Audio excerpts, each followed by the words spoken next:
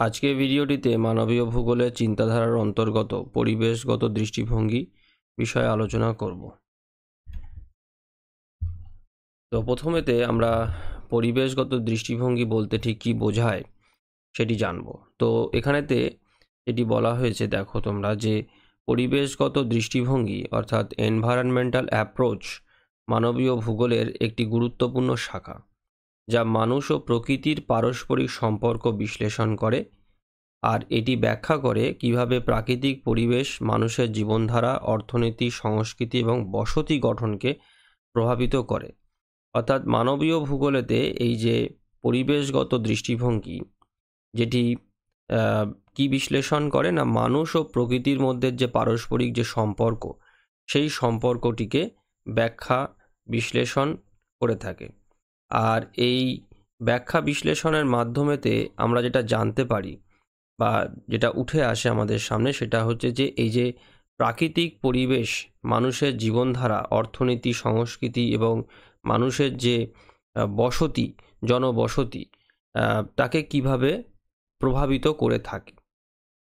আর এই যে দৃষ্টিভঙ্গি আছে এই মানবীয় ভূগোলেতে, এই যে পরিবেশগত দৃষ্টিভঙ্গি বা ভূগোলের এই যে পরিবেশগত যে দৃষ্টিভঙ্গি, এই দৃষ্টিভঙ্গি মূলত দুটি বিষয়ের উপর, দুটি প্রধান ধারণার উপর ভিত্তি করে গড়ে উঠেছে। একটি হচ্ছে পরিবেশগত নিয়ন্ত্রণবাদ অর্থাৎ এনভায়রনমেন্টাল ডিটারমিনিজম, আর একটি হচ্ছে পরিবেশগত সম্ভাবনাবাদ বা এনভায়রনমেন্টাল পসিবিলিজম।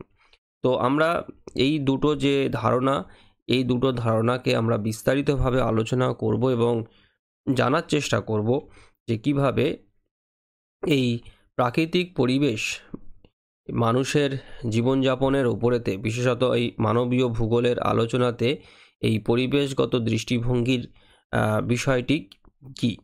তো প্রথমে আমরা এই পরিবেশগত নিয়ন্ত্রণবাদ বা এনভায়রনমেন্টাল ডিটারমিনিজম সম্পর্কে আমরা জানব। তো এই যে ধারণাটি, এই ধারণাতে বা এই যে দৃষ্টিভঙ্গি, তাতে বলা হচ্ছে কি যে মানুষের কর্মকাণ্ড এবং সমাজ গঠনের প্রক্রিয়া সম্পূর্ণভাবে প্রাকৃতিক পরিবেশ দ্বারা নিয়ন্ত্রিত হয়। অর্থাৎ মানুষ প্রকৃতির নিয়ন্ত্রণে থাকে এবং তার জীবনযাত্রা ও উন্নতি মূলত ভৌগোলিক অবস্থানের উপর নির্ভরশীল।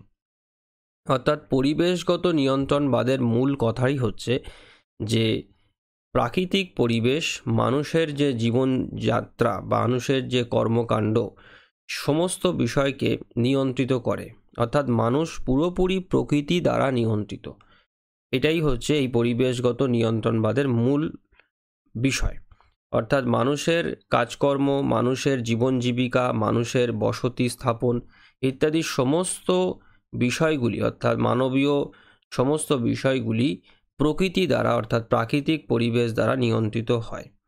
অর্থাৎ মানুষের জীবনযাত্রা এবং মানুষের অর্থনৈতিক কাজকর্ম সমস্তটাই ভৌগোলিক যে অবস্থান বা ভৌগোলিক তার পারিপার্শ্বিক ভৌগোলিক পরিবেশ দ্বারা নির্ভরশীল। অর্থাৎ মানুষ পুরোপুরি প্রকৃতির উপর নির্ভরশীল।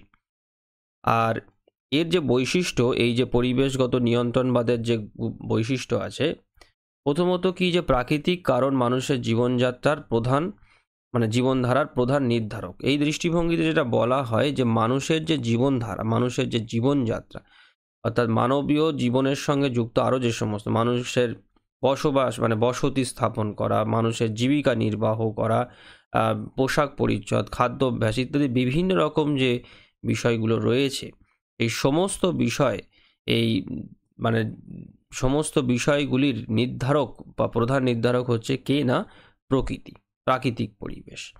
দ্বিতীয় বৈশিষ্ট্য হচ্ছে যে ভূগোল মানুষের জীবনধারাকে নির্ধারণ করে, পরিবর্তন করতে পারে না। অর্থাৎ জীবনধারা কি হবে, পৃথিবীর ভূপৃষ্ঠের ওপরেতে কোনো অঞ্চলে মানুষের জীবনধারা কিভাবে হবে, সেই জীবনধারাকে নির্ধারণ করে দেয় হচ্ছে ভূগোল, অর্থাৎ তার পারিপার্শ্বিক যে পরিবেশ, সেই প্রাকৃতিক পরিবেশ। তবে হ্যাঁ, এখানেতে যেটা আরেকটা যেটা বলছে যে সেটা নির্ধারণ করে ঠিকই, কিন্তু পরিবর্তন করতে পুরোপুরি পারে না। তারপরে দেখো 3 নম্বর যে বৈশিষ্ট্যটা রয়েছে সেটা হচ্ছে যে বিভিন্ন জলবায়ু অঞ্চলে মানুষ বিভিন্ন ধরনের জীবনযাত্রা অনুসরণ করে। আমাদের পৃথিবীর ভূপৃষ্ঠের ওপরেতে মানুষের যে জীবনযাত্রা বিভিন্ন অঞ্চল ভেদে বিভিন্ন রকম, সেটা আমরা ও দেখতেই পাই যে মানুষ যেরকম যদি আমরা ভারতবর্ষের কথা বলি, আমাদের ভারতবর্ষের বিভিন্ন অঞ্চলে মানুষের বিভিন্ন রকমের জীবন জীবিকা, এবং সেক্ষেত্রে জলবায়ু একটি গুরুত্বপূর্ণ ভূমিকা নিয়েছে। আর জলবায়ু প্রাকৃতিক পরিবেশের একটি গুরুত্বপূর্ণ উপাদান।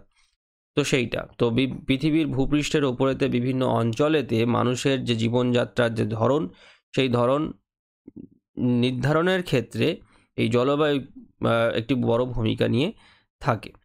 আর এই যে পরিবেশ মানুষের জীবনযাপনের ওপরেতে যে প্রভাব বিস্তার করছে, এর যে উদাহরণ আমরা কি দেখতে পাই না, এই যে প্রাচীন যে মিশর ও মেসোপটেমিয়ার যে সভ্যতা গড়ে উঠেছিল নীলনদ ও টাইগ্রিস ইউফ্রেটিস নদীর আশেপাশের যে সভ্যতার যে বিকাশ, আমরা দেখতে পাই যে আমাদের পৃথিবীর বিভিন্ন শতাব্দী প্রাচীন যে সমস্ত সভ্যতাগুলো, সেই সভ্যতাগুলো কোনো না কোনো নদীর ধারে গড়ে উঠতে দেখা গিয়েছে। তার কারণটা হচ্ছে জল। জল মানে পানীয় জল, এবং চাষাবাদ করার জন্যে যে কৃষিকাজের জন্যে যে জলটা লাগে সেই জল, এবং তার পাশাপাশি নদীর দুপাশেতে যে প্লাবনের ফলে যে পলিগঠিত যে সমভূমি তৈরি হয়, প্লাবন সমভূমি, সেটি খুব উর্বর হয়, যেটি চাষবাস করার জন্যে খুব উপযোগী। তো সেই জন্যে শতাব্দী প্রাচীন যে সমস্ত সভ্যতা যেগুলো, সেই সভ্যতাগুলো যে মিশর আছে, মেসোপটেমিয়া বা আমাদের সিন্ধু সভ্যতা, এই সভ্যতাগুলো দেখলে আমরা দেখতে পাবো যেগুলো কোনো না কোনো বড় নদীর পাশেতে গড়ে উঠেছে। আর এটা থেকে স্পষ্ট যে সেখানের এই যে জলের যে উৎস বা নদীর, এই নদী একটি প্রাকৃতিক উপাদানের মধ্যে পড়ছে, নদী এবং তার সঙ্গে জল। তো সেই জলের প্রাপ্তিকে মানে জলের প্রাপ্তিকে কেন্দ্র করেই এই সভ্যতাগুলো গড়ে উঠত। তারপরে দেখো যে ইউরোপের উন্নয়ন এই যে নাতিশীতোষ্ণ জলবায়ু কৃষি ও শিল্পের বিকাশে সহায়ক হয়েছে।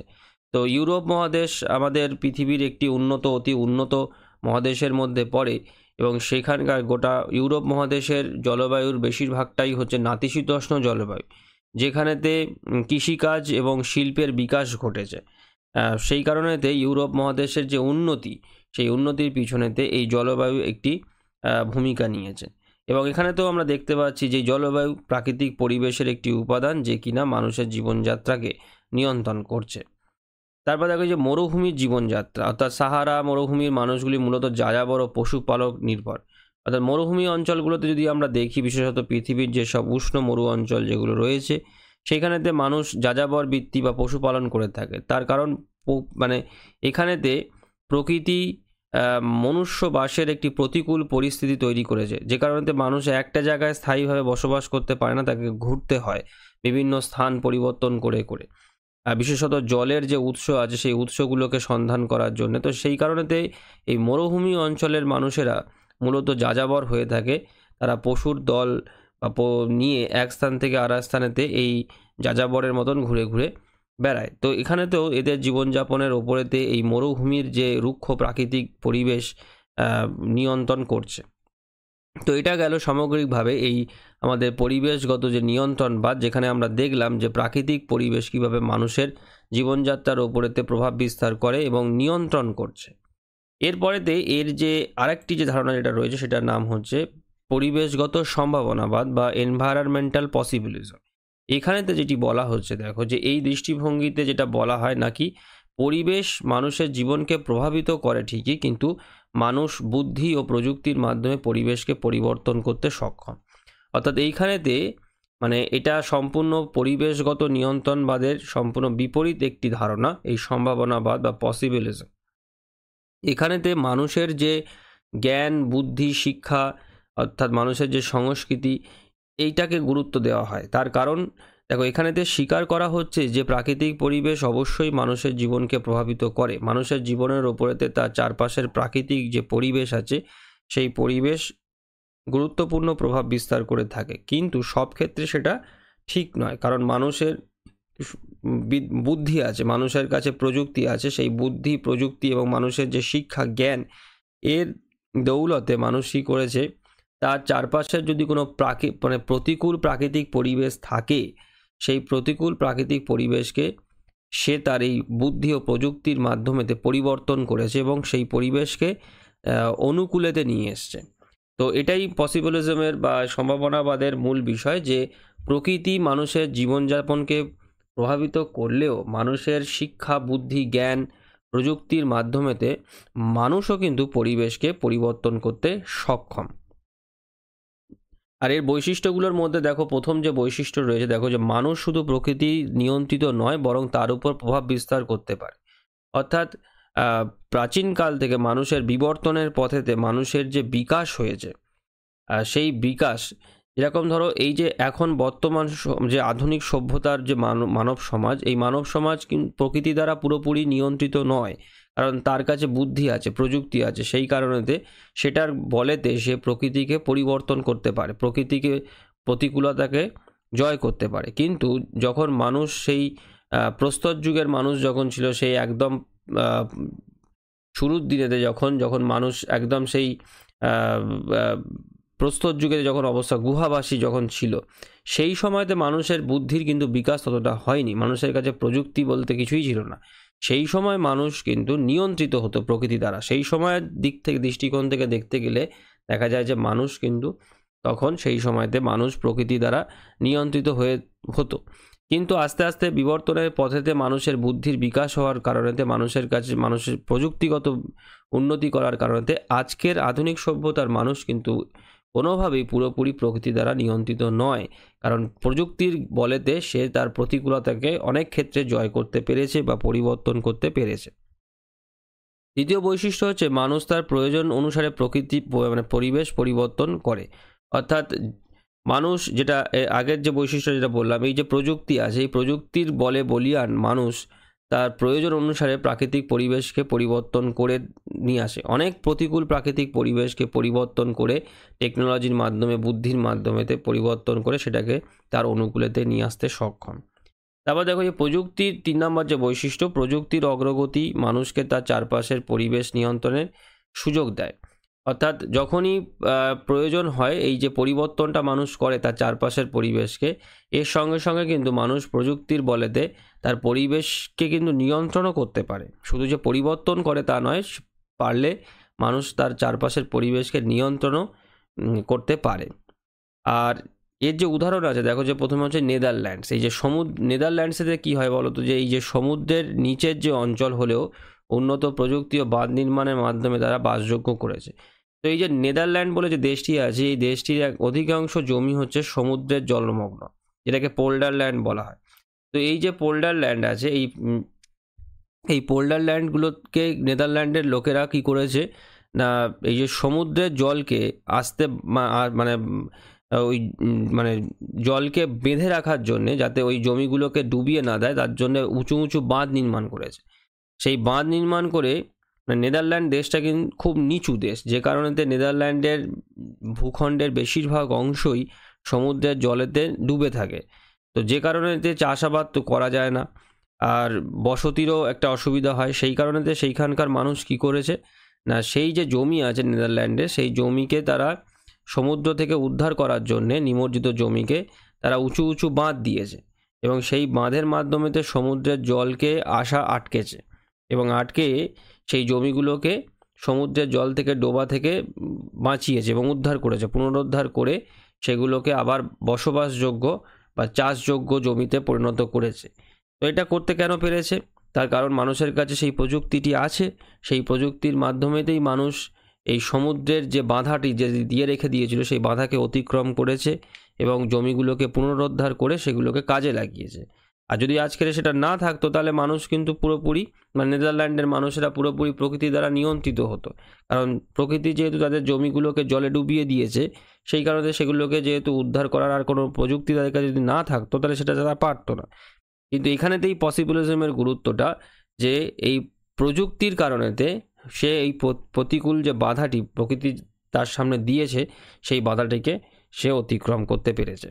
আর কি আছে, দেখো যে দুবাই অতি পরিচিত আমাদের। এই যে দুবাই, তো মরুভূমির মধ্যে প্রযুক্তির সাহায্যে গড়ে তোলা হয়েছে আধুনিক শহর। দুবাই যে শহরটি যেটা রয়েছে, তোমরা ছবিতে দেখতে পারো, বা ইউটিউব আছে, সেখানে তো তোমরা দুবাই শহরের ভিডিও তোমরা অনেক পেয়ে যাবে। দেখলে দেখতে পাবে দুবাইয়ের চারপাশে যে দুবাই শহরটা পুরো সম্পূর্ণ কিন্তু মরুভূমির ওপরেই তৈরি করা হয়েছে, সম্পূর্ণ মরুভূমির ওপরেতে। অর্থাৎ আর এটা করা সম্ভব হয়েছে যে আজকের এই ঝাঁ চকচকে যে দুবাই যে শহরটি, এই দুবাইটা সম্ভব হয়েছে প্রযুক্তির জন্যেই। আধুনিক মানুষের কাছে সেই প্রযুক্তিটা থাকার কারণেতেই মরুভূমির মতন একটি প্রতিকূল পরিবেশেতে ওই রকম সুন্দর একটি শহর তৈরি করা সম্ভব হয়েছে।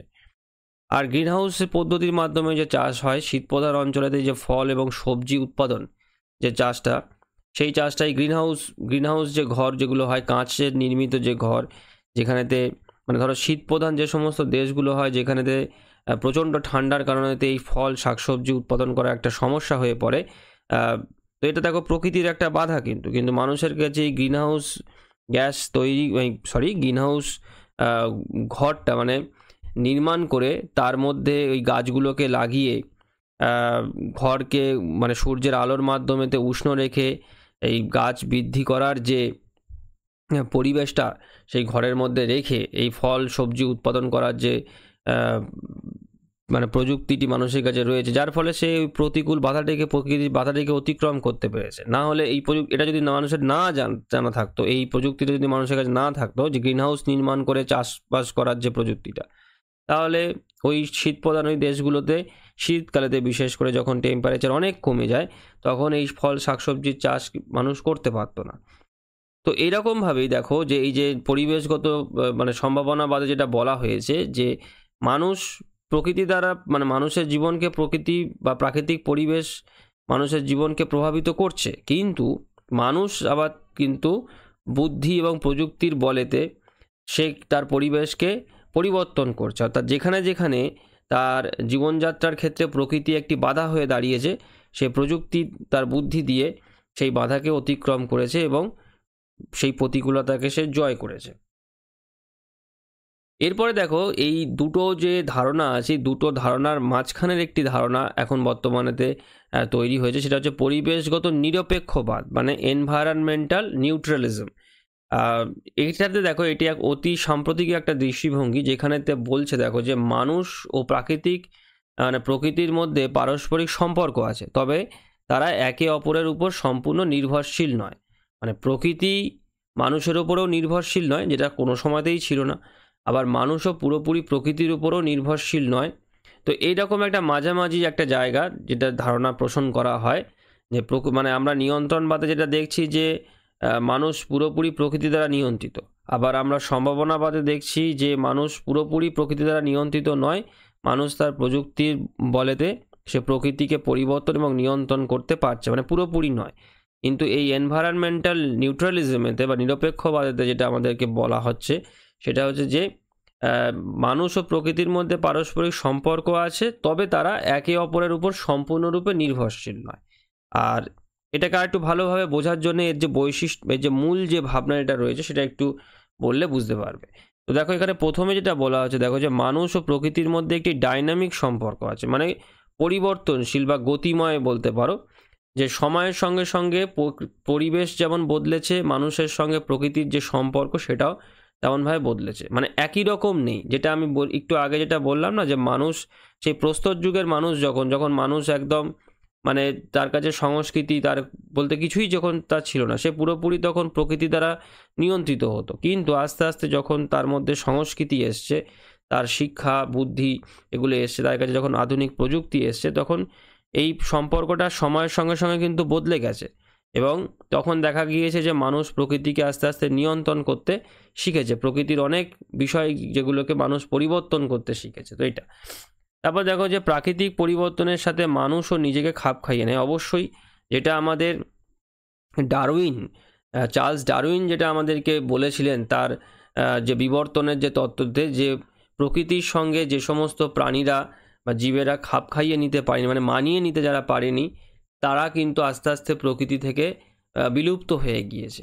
আর যারা এই পরিবর্তনশীল পরিস্থিতির সঙ্গে মানিয়ে নিতে পেরেছে, তারা কিন্তু এই তাদের উদ্বর্তন হয়েছে, তারা আরও মানে বিবর্তনের পথে তারা আরও উন্নততর হয়েছে এবং তারা টিকে গিয়েছে পৃথিবীতে।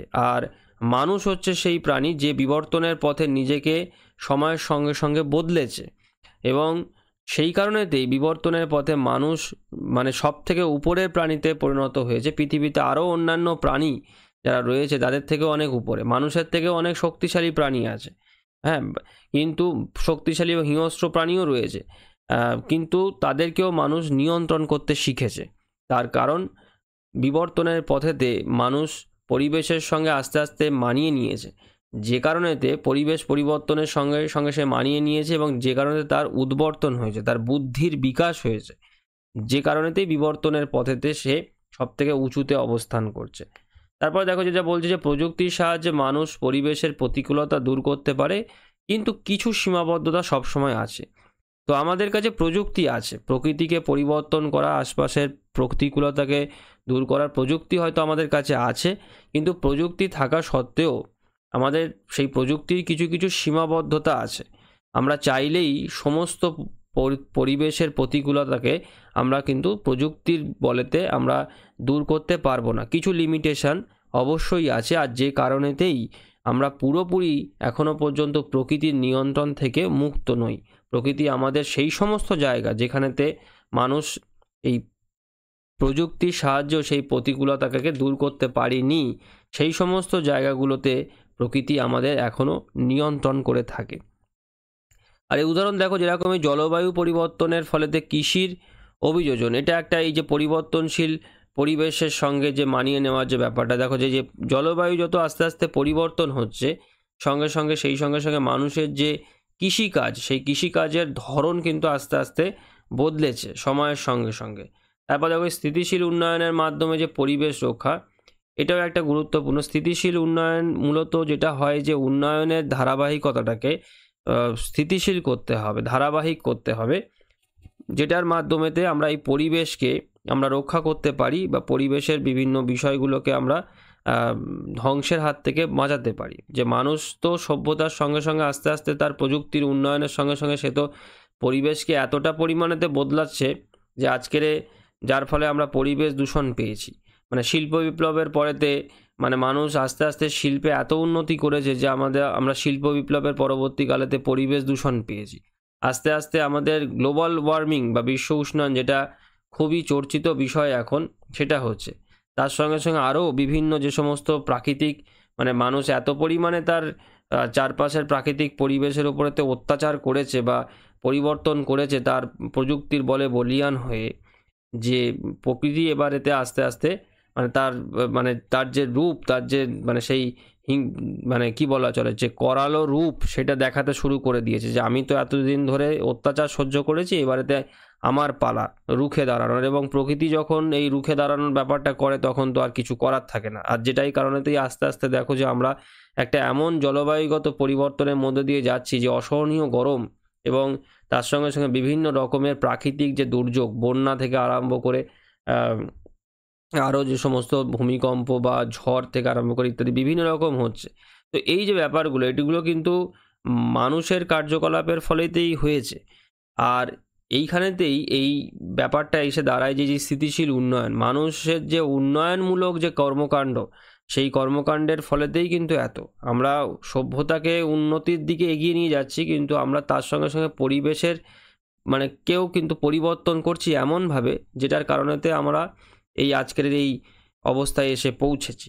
তো সেই কারণেতে এই উন্নয়নকে স্থিতিশীল করতে হবে, যাতে এর ধারাবাহিকতাটা বজায় থাকে। আর যেটার মাধ্যমেতে এই স্থিতিশীল উন্নয়নের ক্ষেত্রে এই পরিবেশ রক্ষার বিষয়টি খুব গুরুত্বপূর্ণ, যে পরিবেশের ক্ষতিটা যতটা সম্ভব কম করে এই উন্নয়নের ধারাবাহিকতাটাকে বজায় রাখতে হবে। তো এটাই সামগ্রিকভাবে এটা বলে পরিবেশগত নিরপেক্ষবাদেতে, যে 50-50 যে একটা ব্যালেন্স একটা ব্যাপার তৈরি করার চেষ্টা করা হয়, যেটা আর কি যে নিয়ন্ত্রণবাদ যেরকম মানে সম্পূর্ণভাবে প্রকৃতি দ্বারা নিয়ন্ত্রণের কথা বলে, সম্ভাবনাবাদ পরিবর্তনের কথা বলে, মানে মানুষ প্রকৃতিকে পরিবর্তন করছে সেটা বলে, কিন্তু এই নিরপেক্ষবাদ যেটা রয়েছে এটাতে বলছে যে দুটোর মধ্যে একটা ব্যালেন্সিং জায়গা থাকবে, যাতে পরিবেশের ক্ষতিটা না হয়, একে অপরের ক্ষতি যাতে না হয় সেইটা। তো এরপরেতে আমরা এই যে পরিবেশগত দৃষ্টিভঙ্গির মানবীয় ভূগোলের ক্ষেত্রে এর যে প্রয়োগ, কোন কোন ক্ষেত্রে এগুলোর প্রয়োগ করা হয়, দেখা হয় এই দৃষ্টিভঙ্গি, সেটা নিয়ে একটু আলোচনা করব। তো প্রথমত দেখো, এই নগর পরিকল্পনা উন্নয়নের ক্ষেত্রে আমাদের এই দৃষ্টিভঙ্গিটি ভীষণ কাজে লাগে। অর্থাৎ এই স্মার্ট সিটির পরিকল্পনা, যেখানে পরিবেশের ভারসাম্য রক্ষা করা হয়, বা সবুজ শহর প্রকল্প বা গ্রিন সিটি ইনিশিয়েটিভ যে ব্যাপারগুলো, এগুলোর ক্ষেত্রেই পরিবেশের দিকগুলোকে দেখা হয়। তার সঙ্গে সঙ্গে জলবায়ু পরিবর্তন ও পরিবেশ সংরক্ষণ, পরিবেশ বান্ধব জ্বালানি যেরকম সৌর ও বায়ু শক্তি ব্যবহারের মাধ্যমে পরিবেশের উন্নয়ন, কার্বন নিঃসরণ কমানো, এই কার্বন যেটা গ্লোবাল ওয়ার্মিং মানে কার্বন ডাই অক্সাইড যেটা আমাদের যেটা অন্যতম গ্লোবাল ওয়ার্মিংয়ের জন্য দায়ী, অর্থাৎ গ্রিনহাউস গ্যাস, এই কার্বন ডাই অক্সাইড যেটা পৃথিবীর গড় তাপমাত্রাকে আস্তে আস্তে বাড়িয়ে তুলছে সেইটা। তার সঙ্গে কৃষি ও খাদ্য উৎপাদন, জৈব কৃষির দিকে আমাদেরকে যেতে হবে আস্তে আস্তে, এবং জল সংরক্ষণ ও ভূগর্ভস্থ জলের ব্যবস্থাপনা। তো ইত্যাদি বিভিন্ন ক্ষেত্র আছে মানবীয় ভূগোলের অন্তর্গত মানুষের জীবনযাত্রার দৈনন্দিন কার্যকলাপের মধ্যে, যেখানেতে এই পরিবেশগত দৃষ্টিভঙ্গির প্রয়োগ করা হয়। মানে মেন যে ব্যাপারটা সেটা হচ্ছে যে পরিবেশের দিকটাকে দেখা হয়। মানুষ তো অবশ্যই থেমে থাকবে না, মানুষ সভ্যতার উন্নতি করবে, কিন্তু উন্নতি করতে করতে মানুষ এমন একটা জায়গায় যেন পরিবেশকে না নিয়ে যায় যেখানেতে মানুষের বসবাসযোগ্যই যাতে না হয়। মানুষ যদি না বেঁচেই থাকতে পারে তাহলে আর কিসের উন্নতি আর কিসের কি। তো সেই কারণেতেই পরিবেশ বিষয়টা এখন এতটা গুরুত্বপূর্ণ হয়ে পড়েছে। তো যেখানেতে উন্নয়ন হবে, সবই হবে, মানুষের কর্মকাণ্ড সবই হবে, কিন্তু তার সঙ্গে সঙ্গে পরিবেশটাও দেখতে হবে। তো যে কারণেতেই এই দৃষ্টিভঙ্গিটা মানবীয় ভূগোলে। এরপর দেখো সমালোচনা। পরিবেশগত দৃষ্টিভঙ্গির অবশ্যই কিছু সীমাবদ্ধতা আছে, কিছু সমালোচনার দিকও রয়েছে। তো এখানেতে আমি দুটো সমালোচনা তোমাদের সামনে তুলে ধরছি, খুবই গুরুত্বপূর্ণ। দেখো যে এই যে দৃষ্টিভঙ্গি বা তত্ত্বটি, এটা হচ্ছে একপেশে বলা হয়, কারণ এটি মানুষের স্বাধীনতার গুরুত্বকে অস্বীকার করে। অর্থাৎ মানুষ যে স্বাধীনভাবে যে বাঁচার বা কিছু করার যে ব্যাপারটা, যদি প্রকৃতি দ্বারা মানুষ নিয়ন্ত্রিত হয়, প্রকৃতির দ্বারা যদি নিয়ন্ত্রিত হয়, তাহলে যেটা পরিবেশগত নিয়ন্ত্রণবাদে যেটা বলা হচ্ছে যে মানুষ পুরোপুরি প্রকৃতি দ্বারা নিয়ন্ত্রিত, যেখানে মানুষের কিছু করার নেই। প্রকৃতি যেভাবে মানুষের সামনে যেভাবেই দিয়েছে, যা কিছু দিয়েছে সেইভাবেই মানুষ সেগুলোকে ব্যবহার করতে হবে, বা মানুষের জীবনযাপন সেইভাবেই চালাতে হবে। এক্ষেত্রে কি হয় যে মানুষের যে স্বাধীনতা, জীবনযাপন করার যে স্বাধীনতা, সেইটা ক্ষেত্রে কিছু সীমাবদ্ধতা চলে আসে। তো যে কারণেতে এটা বলা হয় যে এই যে নিয়ন্ত্রণবাদী যে তত্ত্বটি যেটি রয়েছে, পরিবেশগত নিয়ন্ত্রণবাদ, এটা একটা একপেশে টাইপের, মানে এক পক্ষকে সমর্থন করে, প্রকৃতির দিকটাকে দেখে, যে কারণেতে মানুষের স্বাধীনতার যে গুরুত্বটা আছে সেটা এখানেতে বলাই হয় না। মানুষ স্বাধীন নয়, মানুষ পুরোপুরি প্রকৃতির উপরেতে নির্ভরশীল। তো এটা একটা বড় সমালোচনার জায়গা আছে। আর দ্বিতীয়ত দেখো যে এটি বাস্তবসম্মত হলেও অনেক ক্ষেত্রে প্রযুক্তির সীমাবদ্ধতার কারণেতে পরিবেশ পুরোপুরি বদলানো সম্ভব নয়, যেটা আমাদের পরিবেশগত সম্ভাবনাবাদের ক্ষেত্রে আমরা দেখি যে আমাদের প্রযুক্তিগত কিছু সীমাবদ্ধতা আছে। আমরা প্রযুক্তিতে বলীয়ান হয়েছি ঠিকই, কিন্তু এখনো পর্যন্ত আমরা সবটা জানতে পারিনি। যেরকম ধরো আমি যদি এখানে একটা খুব উদাহরণ দিই, যে এই যে ব্রহ্মাণ্ডের সৃষ্টির রহস্য, এটা নিয়ে দীর্ঘ সময় ধরে বিভিন্ন বৈজ্ঞানিকেরা এইটা নিয়ে গবেষণা করেছেন, কিন্তু এখনো পর্যন্ত আমাদের কাছে আমাদের যে সৃষ্টির যে রহস্য বা সৃষ্টির আগের অবস্থার যে রহস্য, সেটা আমাদের কাছে কিন্তু নেই। কারণ এই সমস্ত জায়গাতে আমাদের যে প্রযুক্তি আছে, সেই প্রযুক্তি একটা সীমাবদ্ধতা রয়েছে, আমরা যেতে পারিনি সেই পর্যন্ত জায়গাতে। তো সেই ক্ষেত্রে কিন্তু এটা একটা ইয়েতে যে আহ, পরিবেশগত নিয়ন্ত্রণবাদ বা পরিবেশগত সম্ভাবনাবাদ, এটা বাস্তবসম্মত হলেও বিশেষ করে সম্ভাবনাবাদের ক্ষেত্রে যে মানুষ পরিবেশকে তার প্রযুক্তির দ্বারা নিয়ন্ত্রণ করবে, যেটা সম্ভাবনাবাদ বলছে, তো সেক্ষেত্রে সবটা কিন্তু নিয়ন্ত্রণ করতে পারে না বা পরিবর্তন করতে পারে না। সীমাবদ্ধতা অবশ্যই আছে, প্রযুক্তিগত সীমাবদ্ধতার কারণে মানুষ চাইলেও পুরোপুরি সেটা করতে পারে না। আরও একটা আমি উদাহরণ এখানেতে দিতে পারি, সেটা হচ্ছে যে অ্যান্টার্কটিকাতে প্রচুর সম্পদ আছে। হ্যাঁ, তোমরা নিশ্চয়ই জানো যে অ্যান্টার্কটিকায় প্রচুর বিভিন্ন রকম সম্পদ রয়েছে, খনিজ সম্পদ, কিন্তু সেখানে প্রকৃতি এতটাই প্রতিকূল, আমাদের কাছে অ্যান্টার্কটিকা থেকে কিন্তু আমরা সম্পদ আনতে পারি আমাদের মূল মহাদেশীয় অংশেতে, কিন্তু আমরা আনি না। তার কারণটা হচ্ছে যে সেখান থেকে সম্পদ আনার ক্ষেত্রে প্রকৃতি একটা বড় বাধা হয়ে দাঁড়ায়, কারণ সেই প্রতিকূল পরিবেশ থেকে সম্পদ আরোহণ করে আনাটাও একটা খুবই খুবই দুঃসাধ্য একটা কাজ। সেই কারণেতে আমরা আমাদের কাছে সেই সমস্ত সম্পদ আরোহণ করার সমস্ত রকম প্রযুক্তি থাকা সত্ত্বেও কিন্তু আমরা এই প্রাকৃতিক প্রতিকূলতার কারণেতে, একটা সীমাবদ্ধতার কারণেতে আমরা সেখান থেকে সম্পদ আরোহণ করে আমরা কিন্তু নিয়ে আসতে পারি না। এটা একটা তো এইরকম সমালোচনার জায়গা কিন্তু রয়েছে, দুটো খুব গুরুত্বপূর্ণ সমালোচনার জায়গা এখানেতে রয়েছে এই দৃষ্টিভঙ্গি।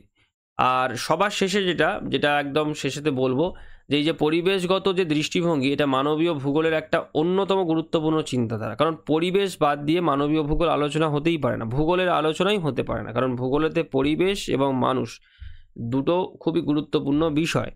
তো সেই কারণেতে এই পরিবেশগত দৃষ্টিভঙ্গি বিশেষ করে মানবীয় ভূগোলেতে একটা অন্যতম চিন্তাধারা বা দৃষ্টিভঙ্গি। যা মানুষ ও পরিবেশের মধ্যে সম্পর্কের বিভিন্ন দিকগুলোকে বিশ্লেষণ করে আমাদের সামনে তুলে ধরে। আর এই যে আধুনিক বিশ্বের যে সমস্ত চ্যালেঞ্জগুলো আছে, যে সমস্ত প্রতিকূল পরিস্থিতিগুলোকে যে মোকাবিলা করার জন্য এই পরিবেশগত দৃষ্টিভঙ্গি খুব গুরুত্বপূর্ণ। তার কারণ হচ্ছে এটি আমাদের ভবিষ্যৎ স্থিতিশীল উন্নয়নের পথে পরিচালিত করতে পারে বা করে থাকে। তার কারণটা হচ্ছে যে পরিবেশ এখন এমন একটা জায়গায় আমাদের আস্তে আস্তে আমরা যত বেশি মানব সভ্যতার উন্নতি করছি, আমাদের এই পরিবেশের দিকটা আমাদের কিন্তু আমরা অগ্রাহ্য করছি। আমরা পরিবেশকে এত পরিমাণেতে বদলে ফেলছি যে যেটা একটা সময় এমন না আসে যে সেটা মনুষ্য বাসের সম্পূর্ণ অযোগ্য হয়ে যায়।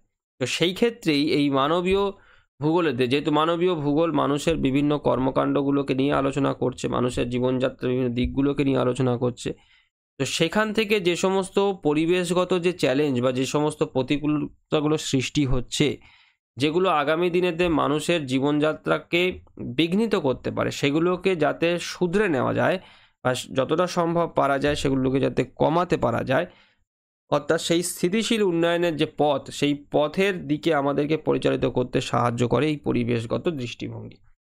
তো যে কারণে এই মানবীয় ভূগোলেতে এটি একটি অন্যতম, শুধু মানবীয় ভূগোল নয়, এখনকার বর্তমান পরিস্থিতির দিক থেকে দেখতে গেলে পরিবেশগত চিন্তাধারা যে কোনো ক্ষেত্রেতেই একটা খুব গুরুত্বপূর্ণ বিষয় হয়ে উঠেছে। তো আজকের ভিডিওটি আমি এখানেতেই শেষ করলাম।